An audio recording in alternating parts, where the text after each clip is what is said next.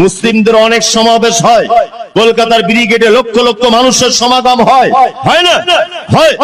জীবনে কোনোদিন আপনি দেখেছেন যে ওইখানে কোন সনাতনী ভাইকে অত্যাচার করা হচ্ছে, প্যাকেজ বিক্রি করার কারণে মারা হচ্ছে? জি না, ইসলামে আদর্শ শেখায় না। ইসলাম কি বলেছে?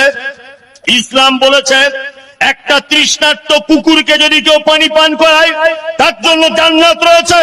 ইসলাম এমন একটি জীবন ব্যবস্থা। ইসলাম বলেছে অন্যায় ভাবে কেউ যদি একটা বিড়ালের প্রতি আঘাত করে তার জন্য জাহান্নাম অপেক্ষা করছে। এর নাম হচ্ছে ইসলাম।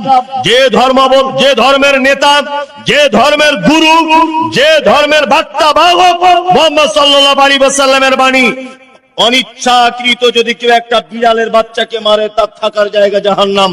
আর যদি কেউ তৃষ্ণার্ত ক্ষুধার্ত একটা কুকুরকে যদি পানি পান করায় তাহলে তার থাকার জায়গা জান্নাত। এর নাম ইসলাম। শুধু কোরআনের দাওয়াত দিলে ইসলাম আসবে তা নয়। আপনার আদর্শ এবং চরিত্র দেখেও কি হবে? মানুষ ইসলামের উপরে কি করবে?